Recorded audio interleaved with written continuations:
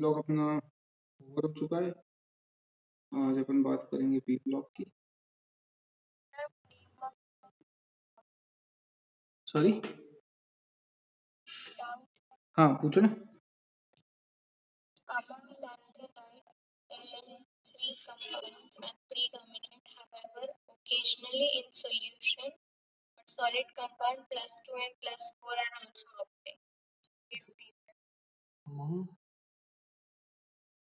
लैंथेनाइट्स।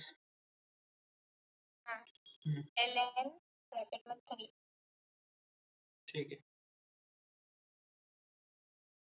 और predominant.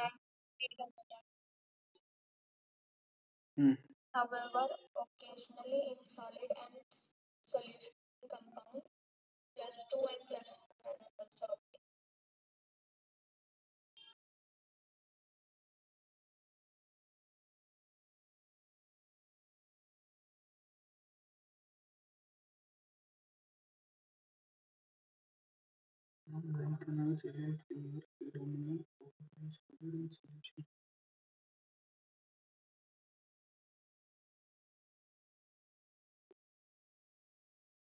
Yes.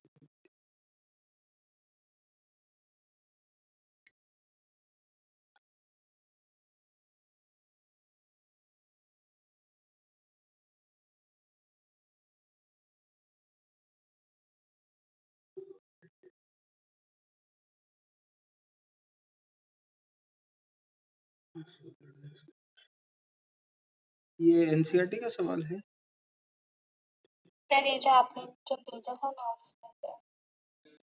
मतलब जो मैंने क्वेश्चंस भेजे थे। एक मिनट में देख लूं।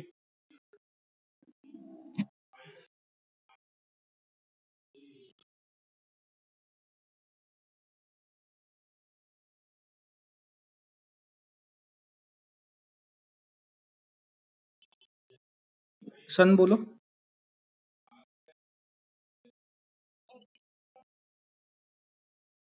अरे D block.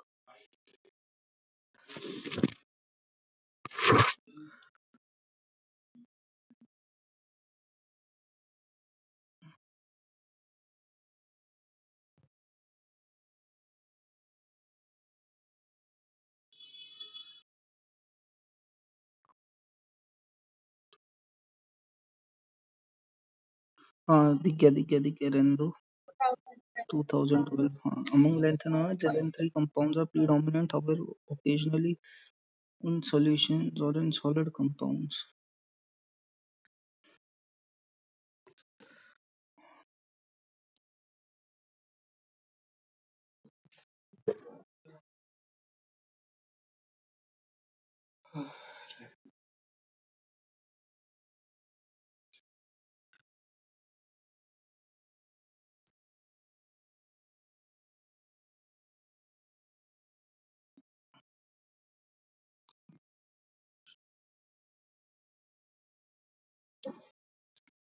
Plus 2 and plus 3.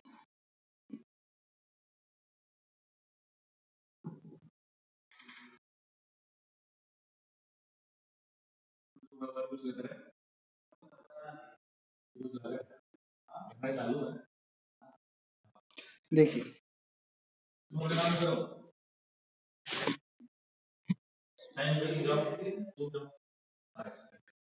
क्या है कि जब अपन लेफ्ट टू राइट जब अपन जाते हैं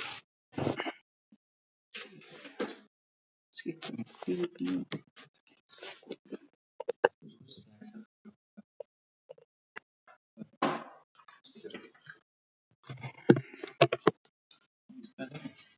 नहीं ठीक है। देख क्या सीन कह रहा है वो, एक ब्लॉक का सवाल आएगा। LN3 के बेसिस पे लेंथेनम है, यहाँ से इसके बाद से लेंथेनाइड कॉन्ट्रैक्शन लगना चालू होता है। वो कहना चाह रहा है कि जब आप लेंथेनाइड सीरीज की बात करते हो तो +3 डोमिनेंट का एज इन जब भी कंपाउंड फॉर्म होगा वो यूजुअली +3 ऑक्सीडेशन स्टेट का फॉर्म होता है। नहीं वो सही है सर, वो बेस्ट है।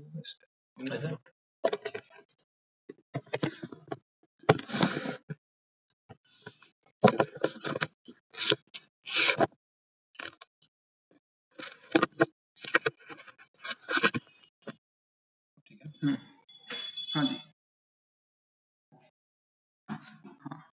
तो among lanthanides LN3 are predominant, however in solid and solution +2 and +4 are also obtained.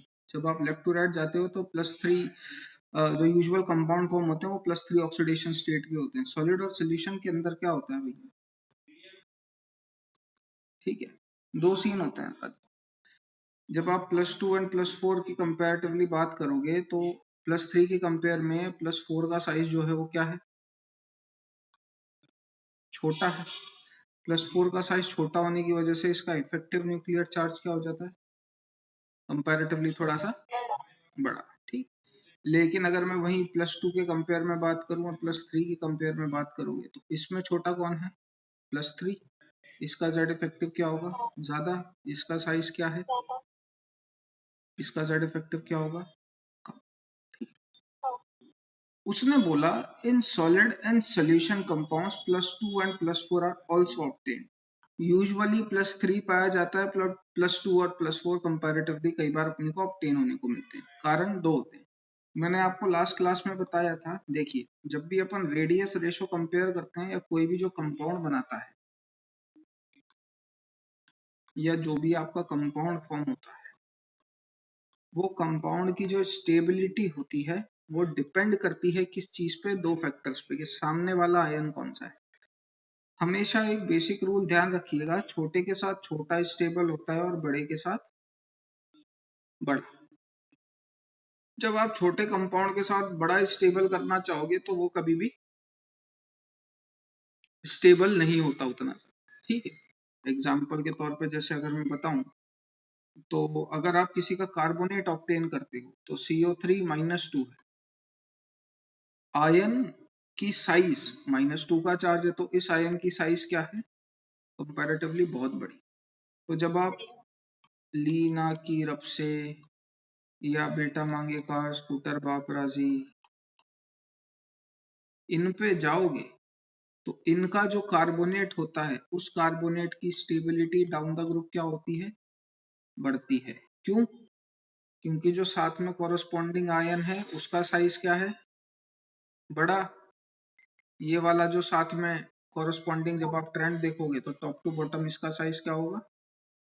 बढ़ेगा। तो बड़े के साथ बड़ा आयन स्टेबल होता है।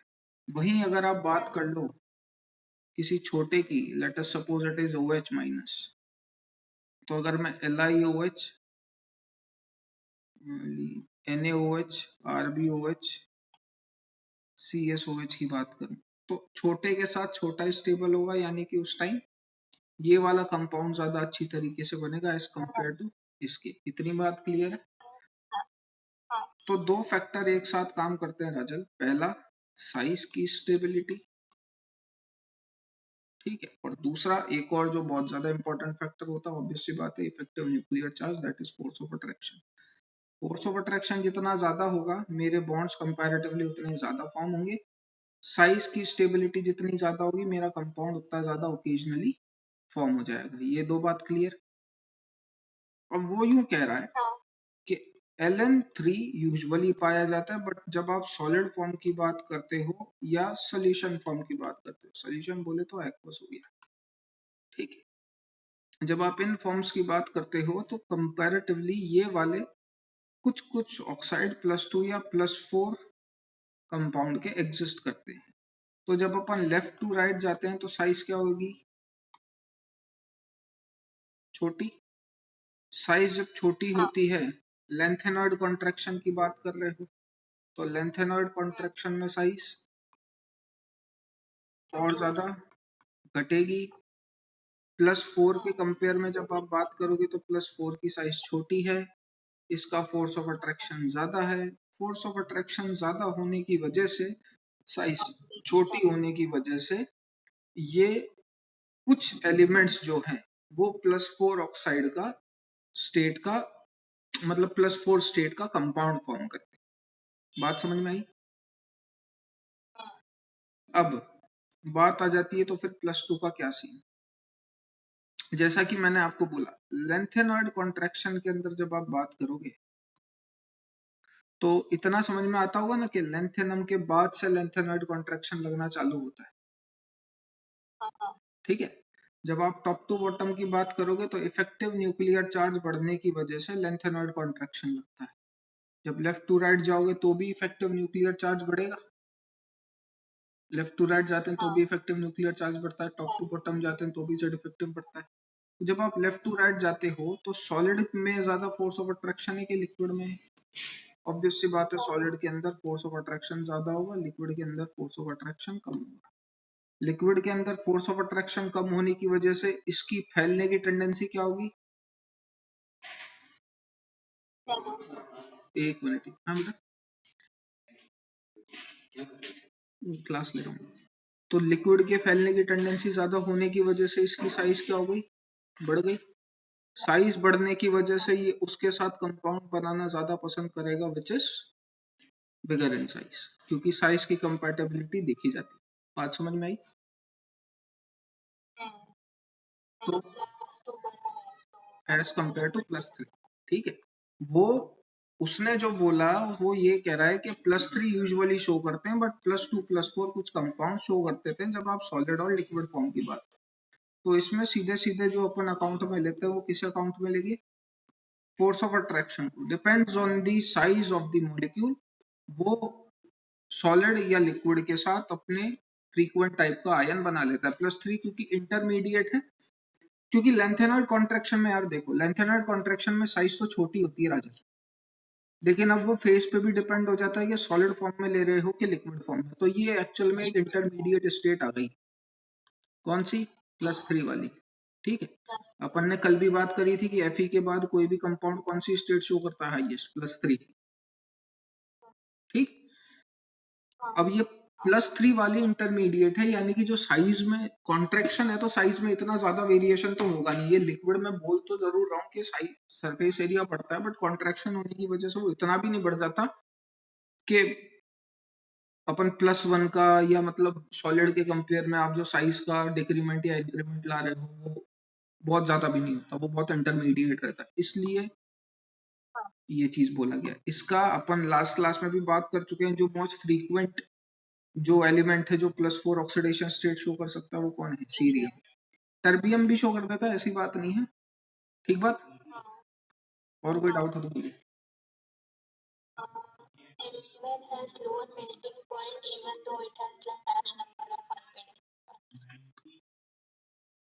तो ये तो बात हो गई थी ना, देखो melting point, boiling point, high heat of atomization, metallic bonding, वो तो सीआर का होता है बिल्कुल। हाँ तो देखो ना, देखो ना, देखो ना।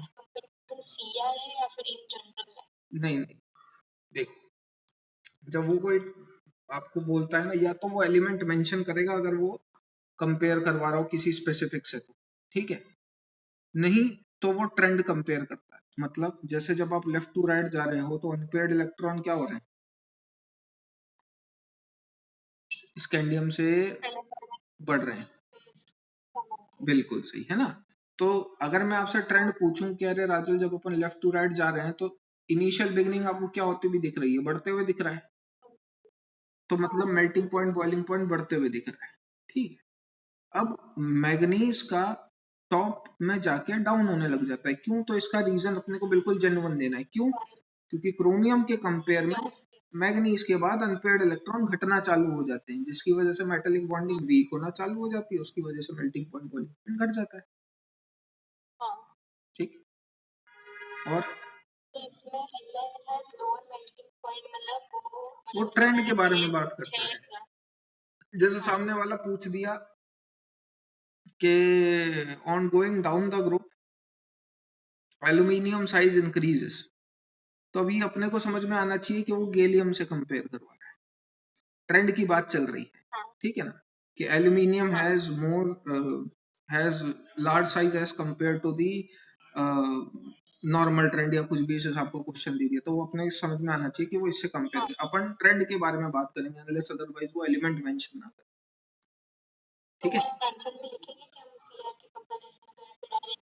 हाँ अपन सीधा लिखेंगे ना, because in case of manganese unpaired metallic bonding become weaker, therefore melting point and boiling point become अपन भी एक्चुअल में क्रोमियम मेंशन नहीं करेंगे क्योंकि उसने क्रोमियम का रेफरेंस नहीं दिया, अपन मेटेलिक बॉन्डिंग मेंशन करेंगे।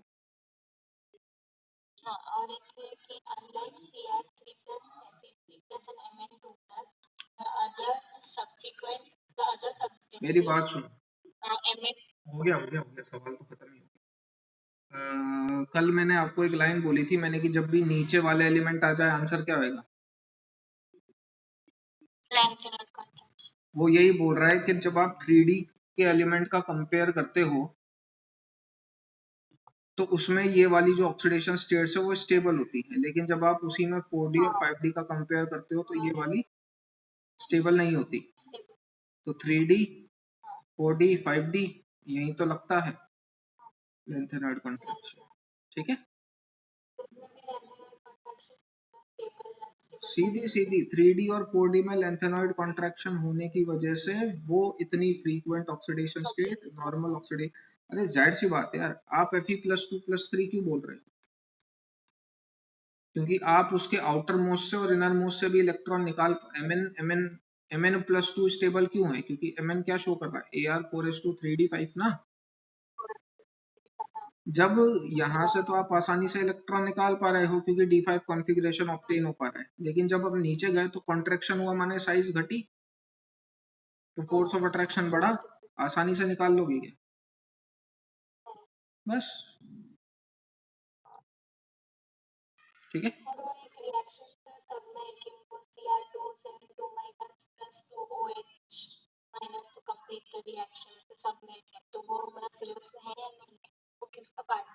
वो उसी चीज का K2 राजल देखो, ये है K2Cr2O7 इन बेसिक मीडियम।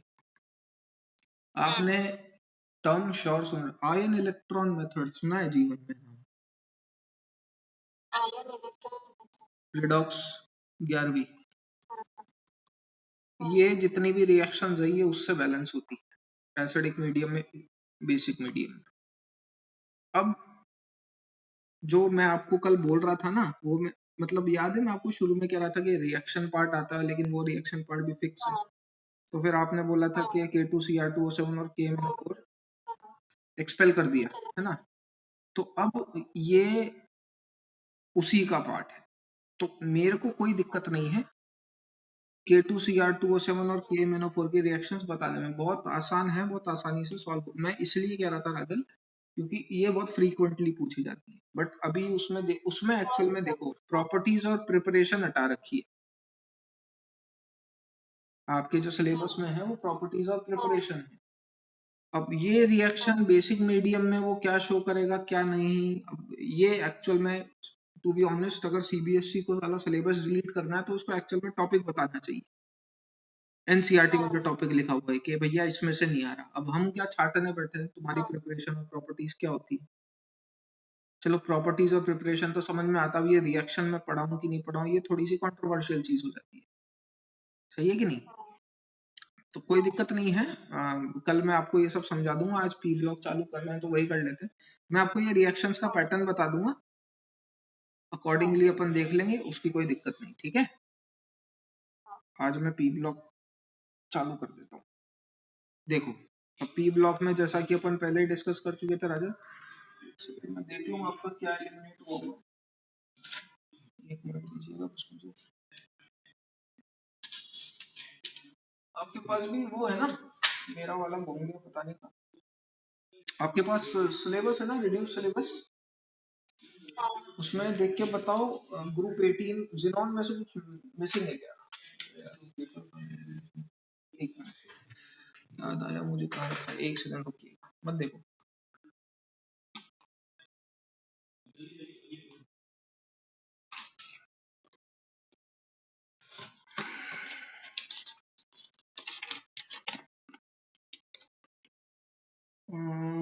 पी ब्लॉक में राजल preparation and properties of nitrogen तो हटा ही दिया है ना, sulphuric acid oxides of nitrogen, structures बनानी आती हैं पहले तो ये बताइए, पहले वो सीख लो। नहीं नहीं इसका पी ब्लॉक से कोई ताल्लुक नहीं, मतलब ऐसे है दे रखा है पी ब्लॉक में लेकिन स्ट्रक्चर्स, चल यही देख लेते हैं। अच्छा ये तो रिड्यूस्ड है ना, sides of nitrogen. Okay okay, phosphorus allotropic form eliminate है, ठीक है रजत। 18 का कुछ एलिमिनेट नहीं है, 18 का कुछ नहीं हटाया, तो 18 में सब कुछ इंपॉर्टेंट है। सब कुछ माने राजल जी, अगर रिएक्शन आपकी आएगी तो उसमें 90% चांस है कि वो जेनॉन की रिएक्शन पूछेगा, ठीक है ना। बिल्कुल, जेनॉन के एक्चुअल में दो ही कंपाउंड अपने सिलेबस में, एक जेनॉन के फ्लोराइड, एक जेनॉन के ऑक्साइड।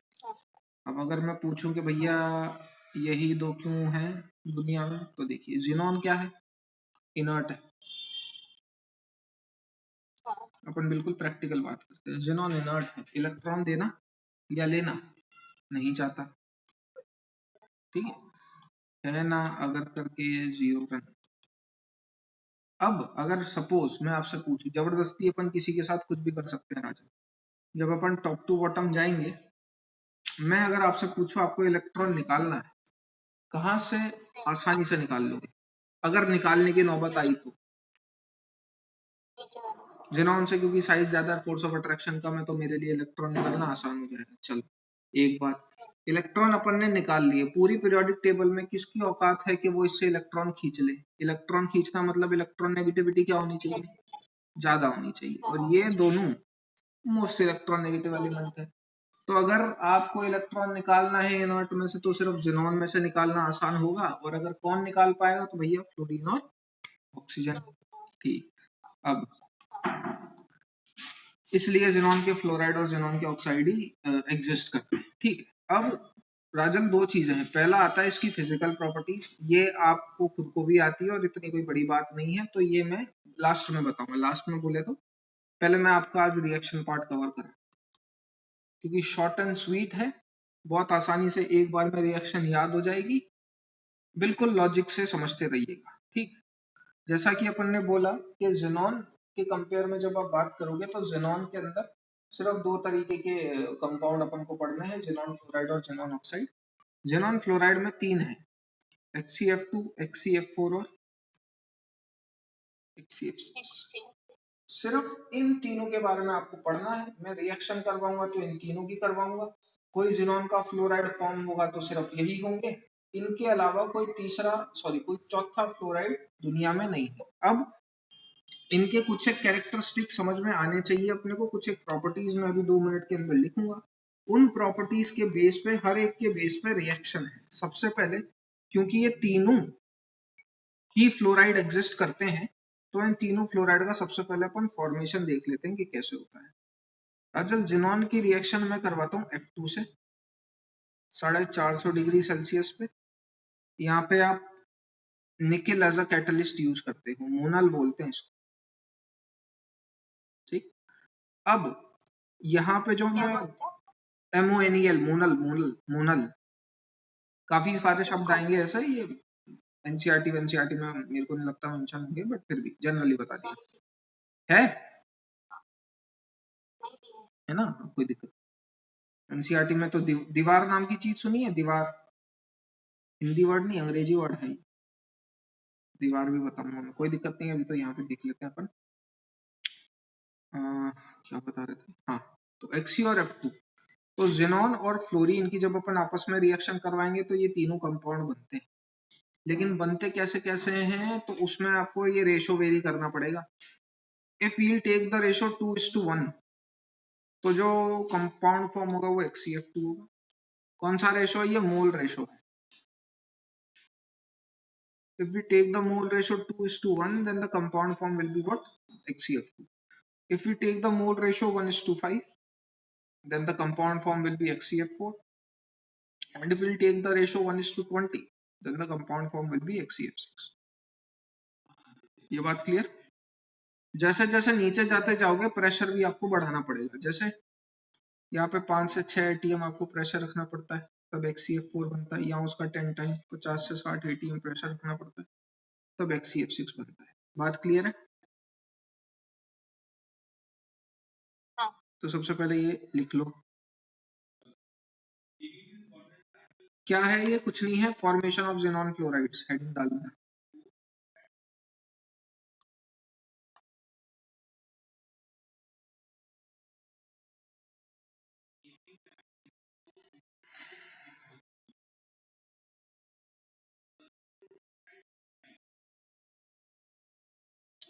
मैंने आपको डी ब्लॉक के वो नहीं भेजे ना यार क्वेश्चंस। चलो भेजता हूँ मैं।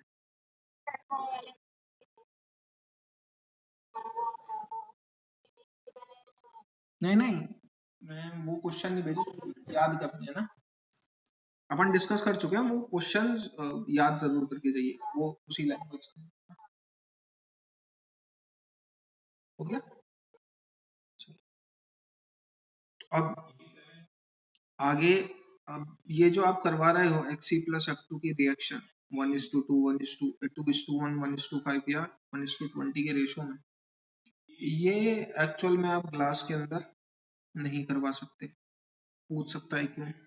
तो ये रिएक्शन ग्लास के अंदर परफॉर्म नहीं हो सकती। क्यों? बिकॉज ग्लास के अंदर सिलिकॉन डाइऑक्साइड प्रेजेंट होता है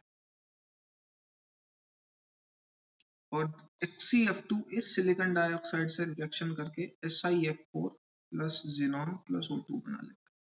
तो आप जो देखो, ऐसा नहीं है कि जेनॉन और F2 आपस में रिएक्ट करके XeF2 नहीं बनाएंगे, बिल्कुल बनाएंगे ग्लास के अंदर। लेकिन दिक्कत क्या होती है कि ये XeF2 बनने के बाद ग्लास के अंदर जो सिलिकॉन डाइऑक्साइड प्रेजेंट होता है वो इससे रिएक्शन करके SiF4 plus Xe plus O2 बना लेता है, तो आपको XeF2 नहीं मिल पाता। ठीक है, क्यों ऐसा होता है? क्योंकि भैया ग्लास जो होता है एक्चुअल में राजन जी, वो ये होता है, या फिर आप इसको ऐसे भी लिख सकते हो, और ये XeF2 इसी SiO2 से रिएक्ट करके ये रिएक्शन का फॉर्मेशन कर देता है। ठीक है, तो लिख लीजिएगा, xenon fluoride can not be formed in glass because उसके आगे ये रिएक्शन।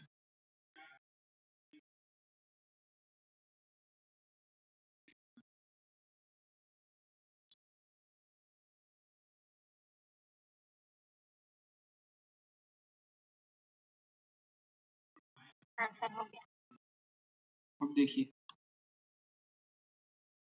अब जितनी भी रिएक्शंस आप पढ़ोगे राजल, वो इन प्रॉपर्टीज की बेसिस पे है। Now we will move on to properties of xenon fluorides।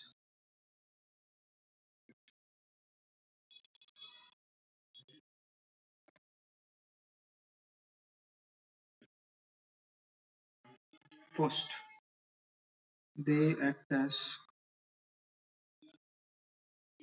oxidizing agent. Second, they act as fluorine donor और फ्लोरीनेटिंग एजेंट। लिखते चलिएगा मेरे साथ। Third, they act as fluorine ion acceptor, and fourth, hydrolysis of xenon fluoride।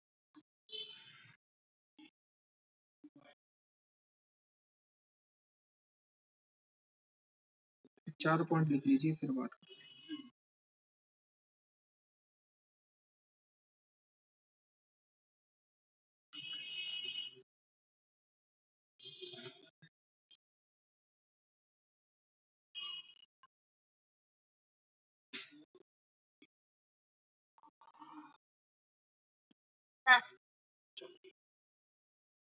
होता क्या है, पहला जो अपन ने पॉइंट लिखा था जब, वो लिखा कि they act as strong oxidizing agent.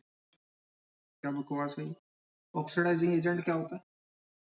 तो सामने वाले को ऑक्सीडाइज करे और खुद रिड्यूस करे। ठीक है, तो दे का मतलब क्या है यहाँ पे? दे का मतलब है राजन यहाँ पे कौन? xenon fluorides. ठीक है, और xenon फ्लोराइड्स कितने होते हैं? सिर्फ 3, XeF2, XeF4, XeF6। तो ये जो जितने भी तीनों हैं, they all three act as strong oxidizing agent. अब बात आ जाती है रिएक्शन किससे करवाएं? बैलेंस तो कर लेते हो ना राजल आप रिएक्शन को? ठीक, तो अब देखो, याद रखने का तरीका ये बहुत सीधा सीधा होता है, क्योंकि अपन ने टॉपिक वाइज बांट दिया। चाहे XeF2 लो, XeF4 लो, XeF6 लो, they act as strong oxidizing agent. किस किस के साथ? H2 H2 H2, इन तीनों की रिएक्शन H2 से जब मैंने करवा दी तो ये H2 को क्या करेंगे, ऑक्सीडाइज, और खुद क्या हो जाएंगे, रिड्यूस। यहाँ पे जिनॉन की +2 है, यहाँ +4 है, यहाँ +6 है। रिड्यूस मतलब चार्ज में रिडक्शन। तो XCF2 की कराओ, XCF4 की कराओ, XCF6 की कराओ, ये तीनों के तीनों काय में बदल जाते हैं, जिनॉन में। 0 0 0 खुद रिड्यूस हो गए। और सामने वाले को काय में बदल देते हैं, यहाँ पे हाइड्रोजन +1 का है तो ये खुद हो गया ऑक्सीडाइज, हाइड्रोजन हो गया ऑक्सीडाइज, और जिनॉन क्या हो गया, रिड्यूस।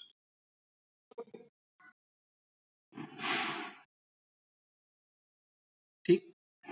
अब और देखो, एक तो XCF2 XCF4 या XCF6 में से किसी की भी रिएक्शन करवाइए, वो Xe+HF बनाएगा। दूसरा ये Cl- को काय में बदल देते हैं, Cl2 में। I- को काय में बदल देते हैं, I2 में। Ce+3 को काय में बदल देते हैं, Ce+4 में। ये और ध्यान रखिएगा, अब इसके बेस की रिएक्शन अपन करेंगे और आप आसानी से उसे सॉल्व कर दोगे। बस इतना पता होना चाहिए कि अगर XCF2 XCF4 या XCF6 की Cl- I- या Ce+3 से करवाओगे तो वो Cl- को Cl2 में, I- को I2 में, Ce+3 को Ce+4 में बदल देगा। सबको ऑक्सीडाइज करना है। -1 से 0 इज ऑल्सो ऑक्सीडेशन, सेम -1 से 0 इज ऑल्सो ऑक्सीडेशन, +3 से +4 इज ऑल्सो ऑक्सीडेशन। लिख लीजिए, फिर बात करते हैं। चलो, अब प्रोडक्ट खुद बताने की कोशिश करना राजल, क्योंकि इंफॉर्मेशन सारी आ चुकी है। XCF2 + HCl, तो भावनाएं समझना मेरी। आपको Cl-1 का दिख गया, क्या मिलेगा, ठीक है। अब क्या दिख रहा है, XCF2 और हाइड्रोजन, ये दोनों मिलके क्या दे रहे थे, यही आपकी रिएक्शन है।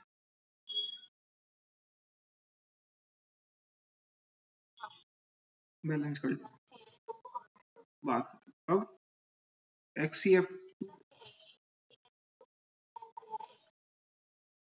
है, सॉरी,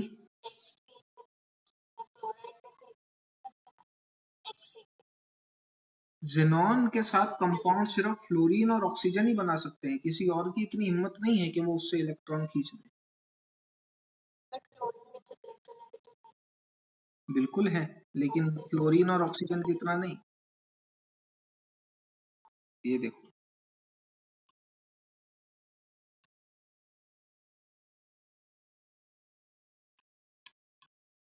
ये इलेक्ट्रॉन नेगेटिविटी का ऑर्डर होता है राजा। फन नकल ब्रदर इश्क पहलवान। फ्लोरीन की सबसे ज्यादा होती है 4, 3.5, इसकी 3 होती है। उसके बाद ब्रोमीन, फिर आयोडीन, सल्फर, कार्बन की लगभग सेम, फास्फोरस और हाइड्रोजन की लगभग सेम। ठीक। जब नाइट्रोजन का ही नंबर नहीं आ रहा तो क्लोरीन तो बहुत दूर की बात। ठीक।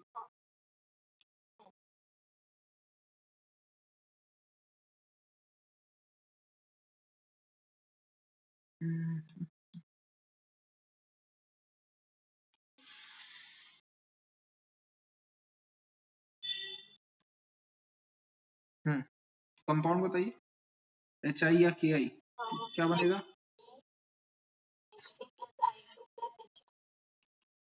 P और KF, if we'll take KI। सही बात। अब इसमें कलर थोड़ा बहुत ध्यान रख लेना, ये Cl2 का जो कलर होता है वो पैरेट ग्रीन होता है,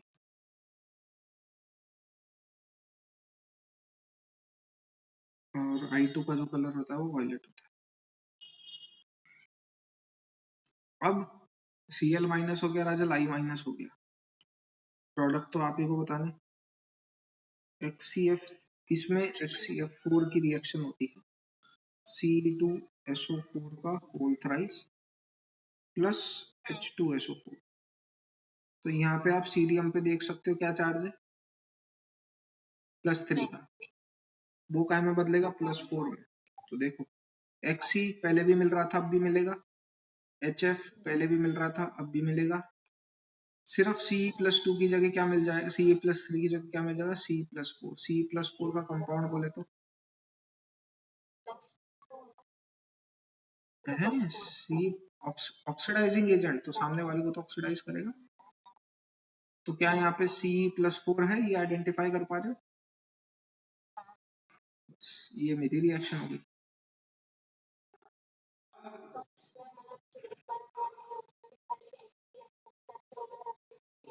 नहीं नहीं नहीं, बिल्कुल जो जिसके साथ लिखा हुआ उसी के साथ। इसमें सिर्फ XCF2 और ये सिर्फ XCF4, किसी के साथ भी नहीं।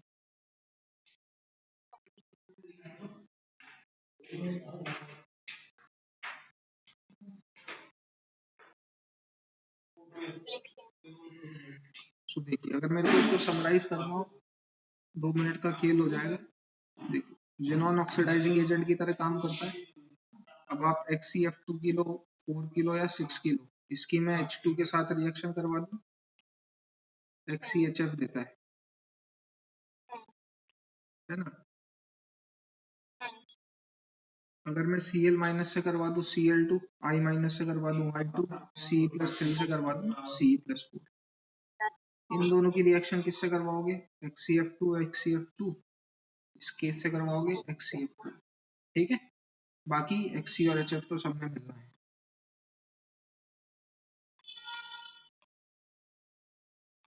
सही है कि नहीं? यहाँ पे CeSO4 का होल थ्राइस, C2SO4 का होल थ्राइस, अब क्या क्या मिल जाएगा, CeSO4 का होल थ्राइस। ठीक बात।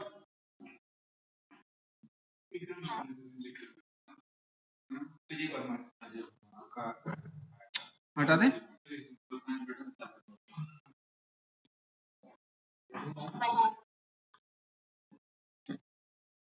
Next we'll talk about fluorinating agent.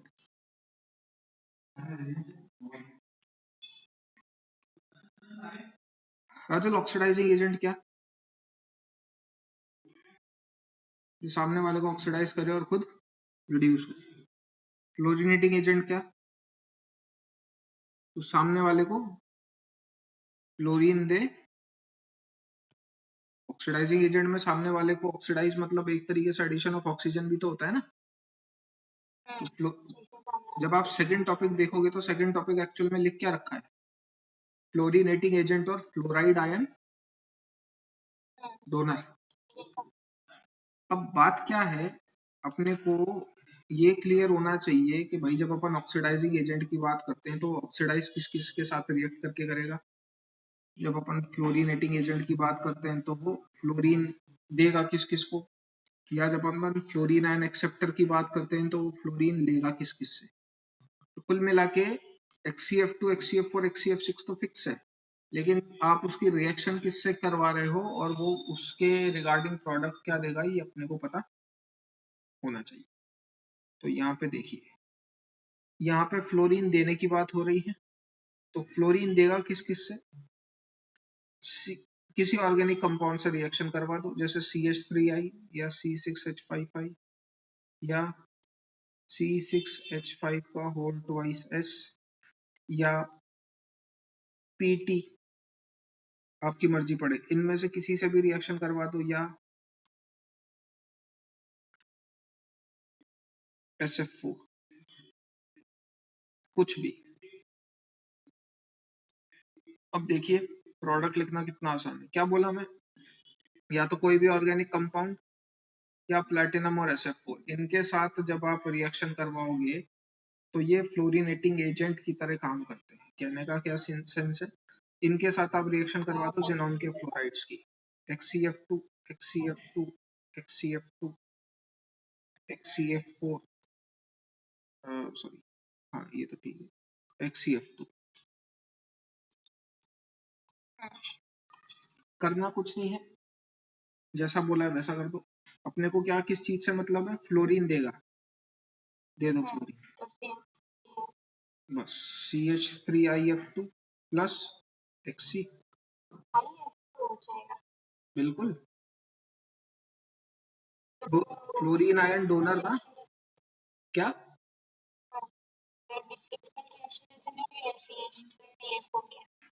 नहीं नहीं नहीं नहीं नहीं नहीं नहीं नहीं नहीं नहीं नहीं नहीं, फ्लोरीन आयन डोनर मतलब बस उसने सामने वाले को डोनेट करा है। अगर आपको स्ट्रक्चर जाननी है तो वो कुछ इस तरीके की होती है, ठीक है। बाकी रेस्ट लोन पेयर से वैलेंसी सेटिस्फाई सेम नीचे C6H5IF2 C6H5 का whole twice SF2 PTF4 XC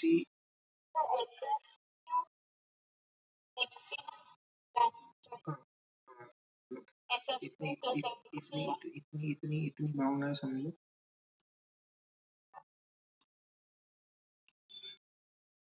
क्या बोल रहा है HCSF2 SF6 प्लस ठीक है।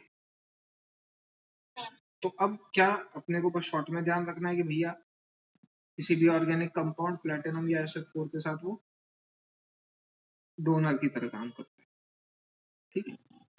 और किस किस के साथ वो डोनर की, ये पहले इतना लिख लीजिए फिर आगे बढ़ते हैं।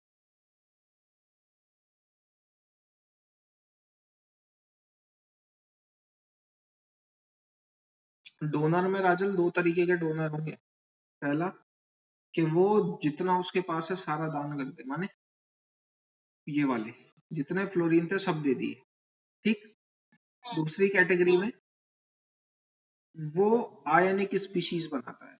आयनिक स्पीशीज बोले तो एक देगा बस, और मतलब पॉजिटिव और नेगेटिव टाइप के आयंस फॉर्म होंगे। अब वो किस किस के साथ फॉर्म होते हैं वो देखेंगे। देगा जरूर लेकिन सारे नहीं देता, ये लिख लिया। तो अब अगेन वापस फ्लोराइड आयन डोनर की बात करेंगे।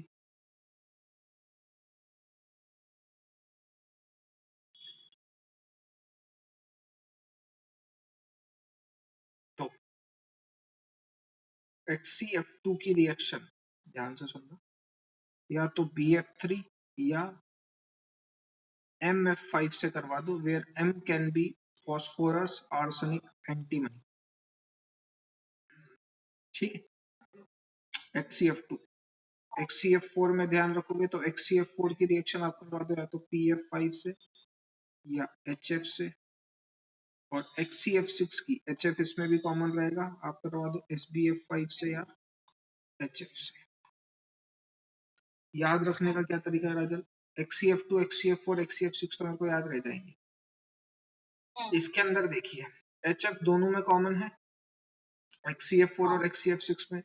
इसमें देखिए फॉस्फोरस आर्सेनिक एंटीमनी, इसके 5 वाले HCF2 से रिएक्शन करवा दोगे तो भी फ्लोराइड आयन डोनर हो जाएगा। अब उसके अंदर आप ये वाला और ये वाला उठा लो, मतलब फॉस्फोरस और एंटीमनी। फॉस्फोरस जो है वो HCF2 और HCF4 के साथ भी दे रहा है, एंटीमनी HCF2 और HCF6 के साथ देता है, साथ में HF। ये जो दो हैं ये रिपीट हो रहे हैं, एक HCF4 के साथ रिपीट हो रहा है, एक HCF6 के साथ। रेस्ट जो है कम प्रोडक्ट तो अपन लिख लेंगे। क्या क्या बोला मैं? एक फ्लोरीन डोनेट करना है। अब कोई अगर फ्लोरीन डोनेट कर रहा है तो उसके ऊपर क्या चार्ज आएगा? दे रहा है उस पर पॉजिटिव, और जो ले रहा है उस पर नेगेटिव। तो यहाँ से एक दिया इसको, यहाँ से एक दिया इसको, यहाँ से एक दिया इसको, बस अकॉर्डिंगली कंपाउंड्स लिख दीजिए। पहले क्या लिखते हैं? कैटायन के एनायन। तो HCF प्लस, ये डॉटेड लाइन बस बॉन्ड शो कर रहे हैं उनके बीच में, और BF4 माइनस। रेस्ट नीचे वाले लिख लोगे ना, HCF plus plus PF6 minus या ASF6 माइनस या SBF6 माइनस, ठीक है। यहाँ पे XEF3 plus PF6 minus XCF5 plus 6 minus, या फिर यहाँ पे भी लिख सकते हो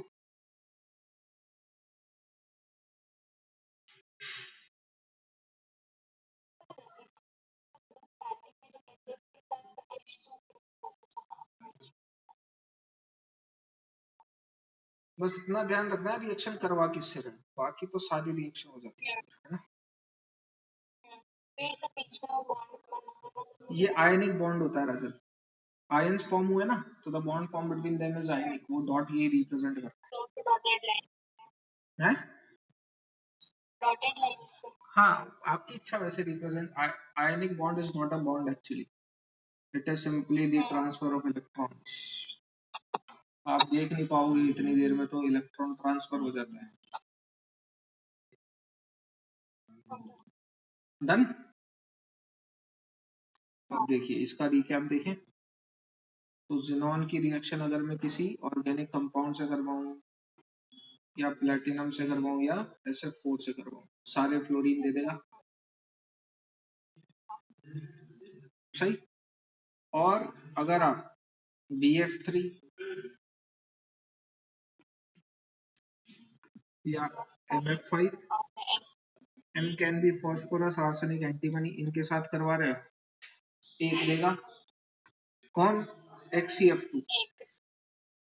HCF4 की बात करेंगे तो HF कॉमन है, उसमें कौन आएगा, PF5।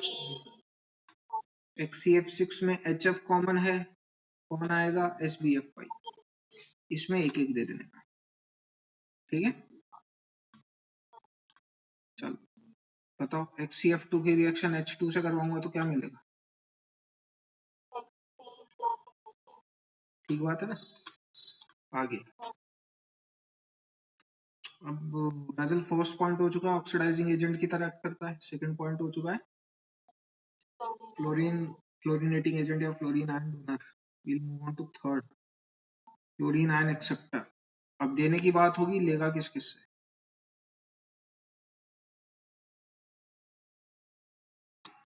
तो HCF2 की रिएक्शन आप MF से करवा दो, वेयर M कैन बी, ना की रब से।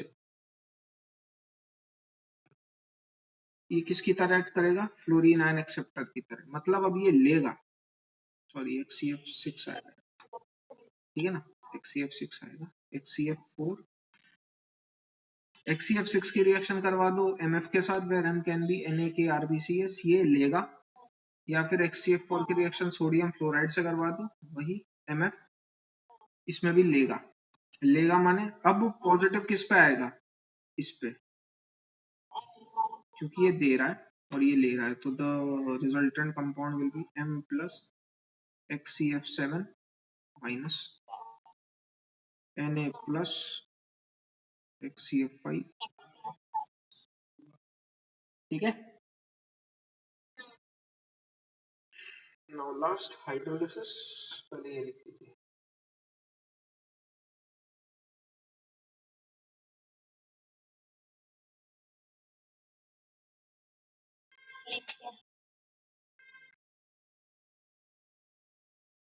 हाइड्रोलिसिस तीनों का करवाएंगे, तीन बोले तो HCF2, HCF4, HCF6।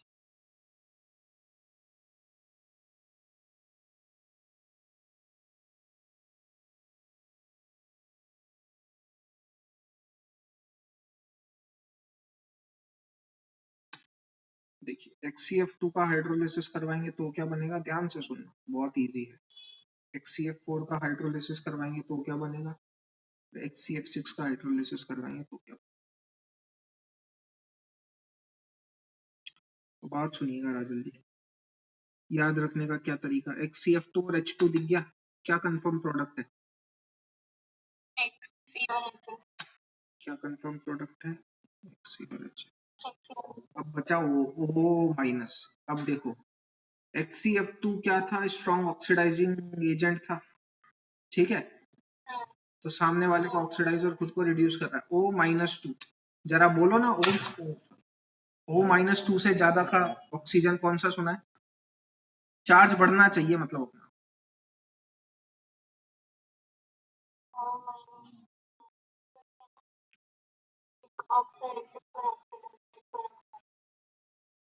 सही। HCF2 खुद कहाँ गया, Xc में, और O-2 से उसने किसमें कन्वर्ट कर दिया, O2, ठीक है। यहाँ पे भी आपको सेम मिलेंगे, Xc plus HF plus O2, बस एक एक्स्ट्रा मिल जाएगा XCO3। यहाँ पे एक्चुअल में डिस्प्रपोर्शनेशन होता है राजन, जेनॉन डिस्प्रपोर्शनेशन समझते हो ना, सेम का ऑक्सीडेशन और उसी का रिडक्शन। XCF4 XC+4 से 0 में भी जा रहा है और वो +4 से,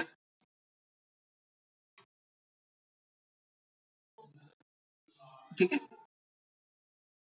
एक्चुअल में बिल्कुल देखा जाए तो इसको अपन पूरी तरीके से डिस्प्रपोर्शनेशन नहीं बोलेंगे, लेकिन क्या एनसीईआरटी ने जेनॉन फ्लोराइड के हिसाब से दे रखा है इसलिए बोल देंगे। एक्चुअल में डिस्प्रपोर्शनेशन है नहीं है, क्योंकि डिस्प्रपोर्शनेशन रिएक्शन वो होती है राजल जहाँ एक एलिमेंट का ऑक्सीडेशन और उसी एलिमेंट का रिडक्शन हो। यहाँ पे आप जब देखोगे तो ऑक्सीजन का भी ऑक्सीडेशन हो रहा है, डिस्प्रपोर्शनेशन में किसी और की जगह नहीं होती, ठीक है ना। इसलिए बिल्कुल रूल के हिसाब से देखा जाए तो नहीं है, बट एनसीईआरटी ने क्योंकि दे रखा है तो मान ले।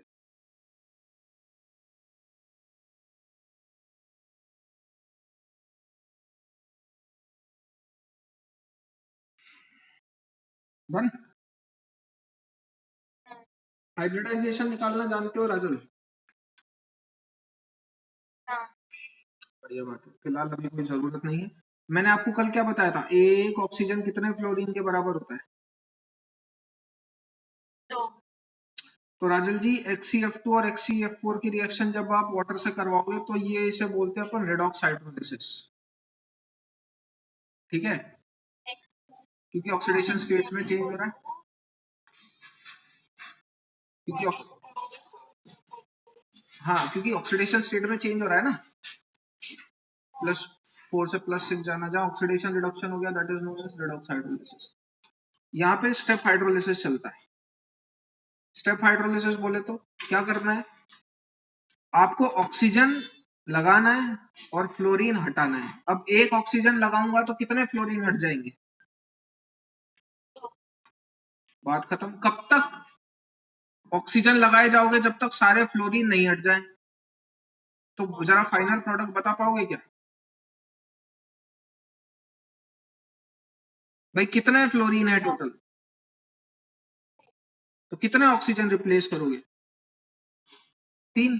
खत्म। XCO3 will be the final product. होती कैसे है देख लो। पहले ये रिएक्ट करता है 1:1 के में, फिर 1:2 के में, फिर 1:3 के में, मतलब पानी डाले ही जा रहा हूँ। तो XCF6 की रिएक्शन अगर आप H2O से करवाओगे, ये बनाएगा XCOF4 + HF। समझ में आती है बात? ये 1:1 के में। और डालोगे तो XCO2F2 + HF, और डालोगे तो XCO3 + HF। ये कहलाया जाता है स्टेप हाइड्रोलिसिस, माने एक एक करके हाइड्रोलिसिस। क्लियर है?